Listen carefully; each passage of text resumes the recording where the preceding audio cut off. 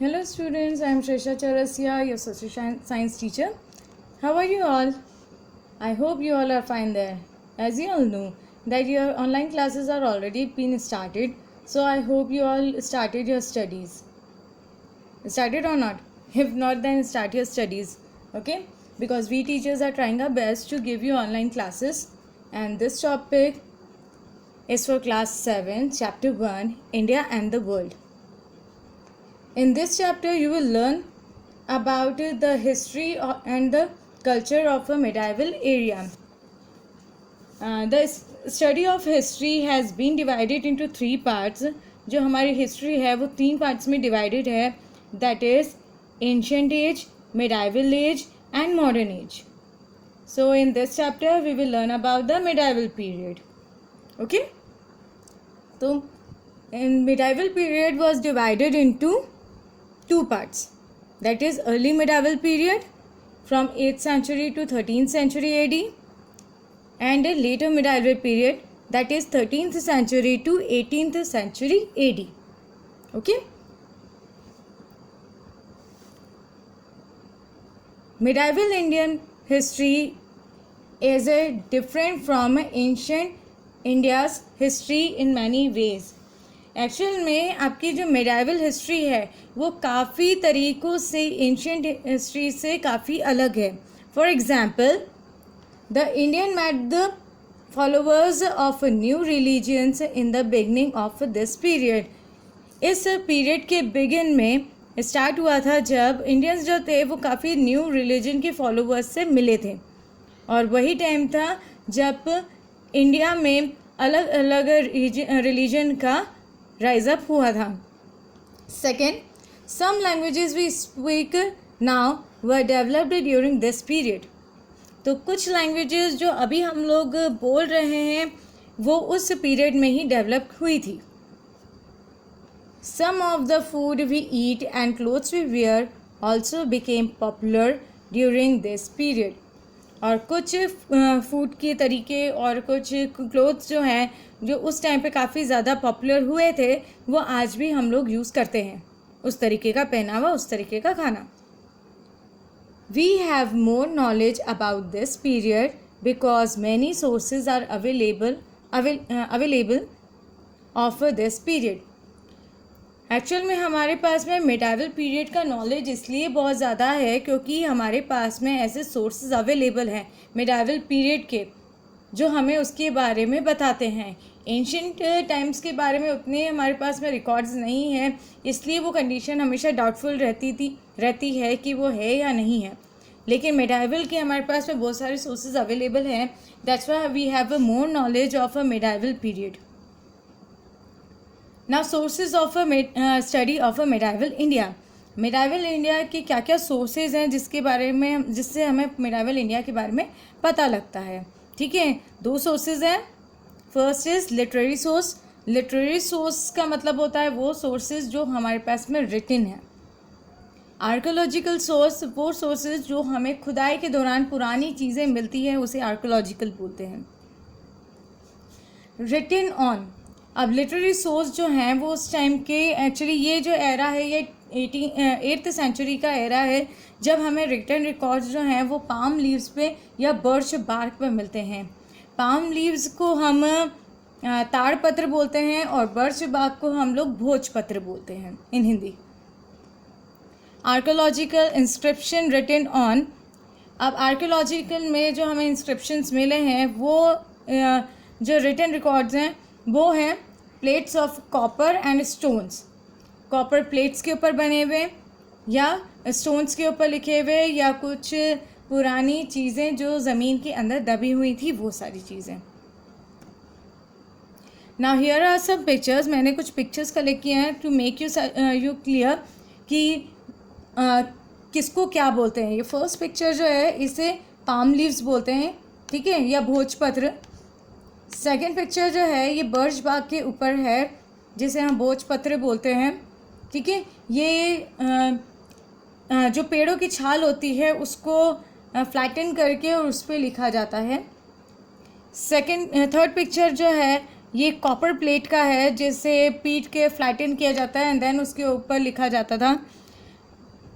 Last picture is of stone, जिसके ऊपर छेनी हथौड़ी से लिखा जाता था। ठीक है ना। 13th सेंचुरी, अभी जो हम लोग पढ़ रहे थे वो था written records of 8th century, लेकिन 13th सेंचुरी में कुछ चेंजेस आ गए थे। Like papers are used from this century, papers जो हैं वो इस सेंचुरी से यूज़ होना शुरू हुए थे। Number of these writings still exist, some of them are chronicles or accounts of the life and activities of various rulers, dynasties and autobiographical accounts also। तो इस टाइम से ही पेपर का यूज़ होना शुरू हुआ था, इसलिए इसके रिटन रिकॉर्ड्स जो हैं वो आज भी मौजूद हैं। और रिटन रिकॉर्ड्स उस टाइम के किस टाइप के थे, जैसे कि उस टाइम पे जो रूलर्स थे, उस टाइम में जो राज्य बसे हुए थे वो किसके अंडर में थे, उसके लिए उनकी लाइफ के बारे में, उनकी एक्टिविटीज़ के बारे में, साथ में कुछ ऑटोबायोग्राफिकल अकाउंट्स भी मिले हैं। ऑटोबायोग्राफिकल का मतलब है कि जो खुद के बारे में राजा महाराजाओं ने अपने बारे में लिखा है, वो रिकॉर्ड्स भी मिले हैं।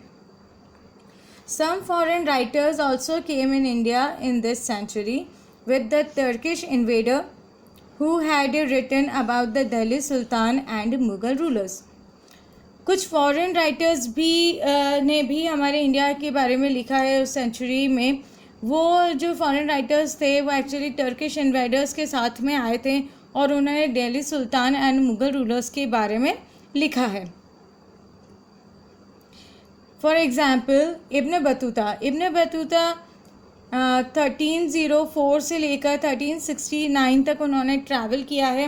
अराउंड 29 ईयर्स उन्होंने ट्रैवल किया है और 44 कंट्रीज उन्होंने कैप्चर करी थी। कैप्चर तो नहीं कहने, उन्होंने घूमा था एंड जहाँ जहाँ भी गए थे उन सब के बारे में उन्होंने रिटन रिकॉर्ड रखा था, जिसमें से इंडिया भी है। Next is Al-Burani, the great scholar who accompanied Sultan Mahmud Ghaznavi to India and researched on the religion and custom of the people of India। Al-Burani जो थे वो ग्रेट स्कॉलर थे और वो महमूद गजनवी के साथ में इंडिया आए थे। फिर उन्होंने काफ़ी रिसर्च किया इंडिया के लोगों के ऊपर, यहाँ की कस्टम, यहाँ के रिलीजन के ऊपर। ठीक है। ही रोट किताबुल हिंद, उन्होंने एक बुक लिखी थी जिसका नाम था किताबुल हिंद और the book of India, which is one of the earliest encyclopedias about South Asia and its people. ठीक है। तो ये इंसाइक्लोपीडिया कहलाती थी, अर्लीस्ट इंसाइक्लोपीडिया। इंसाइक्लोपीडिया का मतलब होता है कि इसके अंदर हर छोटी से छोटी, बड़ी से बड़ी हर चीज़ की इंफॉर्मेशन मिल जाती है। तो साउथ एशिया और उनके लोगों के बारे में इन्होंने सारी इंफॉर्मेशन लिखी थी, इसलिए इसे अर्लीस्ट इंसाइक्लोपीडिया कहा जाता है साउथ एशिया का। Al-Biruni even learn Sanskrit to write this book and जैसे कि नाम से ही क्लियर हो जाता है कि ये टर्किश इन्वेडर था, तो इन्होंने स्पेशली संस्कृत इसलिए लर्न करी थी ताकि वो किताबुल हिंद बुक लिख सकें। द ब्राह्मण scholar respected him so much that they called him Vidyasagar और द सी ऑफ नॉलेज। तो उस टाइम पे जो ब्राह्मण स्कॉलर्स थे वो इनकी काफ़ी ज़्यादा रिस्पेक्ट करते थे और इन्हें विद्यासागर बुलाते थे, द सी ऑफ नॉलेज, विद्या का बड़ा सागर। Marco Polo is also one of the foreign writer जिन्होंने इंडिया के बारे में लिखा था। अब ये मार्को पोलो के बारे में फैक्ट है 1254 to 1324 travelled the world with his father and uncle. इन्होंने अपने फादर और अंकल के साथ में पूरा वर्ल्ड ट्रैवल किया था। When he return he was a wealthy merchant, और जब वो वापस लौट गए तब तक वो एक वेल्दी मर्चेंट बन चुके थे। He was throne into prison and wrote about his travels, और जब किसी रीज़न की वजह से उन्हें प्रिजन में, जेल में डाल दिया गया, दैट टाइम उन्होंने जितनी भी जगह ट्रैवल करी थी उसके बारे में एक पूरा रिटन रिकॉर्ड उन्होंने जेल में लिखा। His book would be called the travel of Marco Polo, और उनकी बुक का नाम the travel of Marco Polo रखा गया।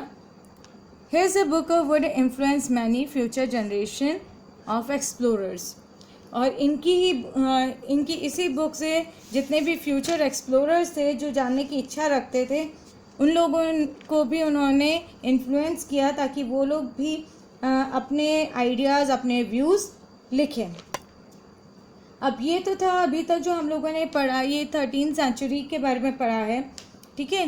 8th century to 13th century के बारे में जितना भी अभी आप लोगों ने स्लाइड्स देखी है वो उसके बारे में था। In our next video I will tell you about the 15th century and the 18th century. 15 से लेके 18th सेंचुरी के बीच में किस तरह की चीज़ें रही, उस समय डायनेस्टीज़ किस किस की थी, देन उसके बाद में वहाँ पे पॉलिटिकल कंडीशन कैसी थी उसके बारे में पढ़ेंगे। देन यूरोप का मिडाइवल पीरियड पढ़ेंगे, अभी हम लोगों ने इंडिया का पढ़ा। देन उसके बाद में यूरोप का मिडाइवल पीरियड किस तरीके का रहा और किस तरीके से अरब का राइज अप हुआ था इन इंडिया, ठीक है। Till then stay safe and stay healthy and please concentrate on your studies. Okay, thank you.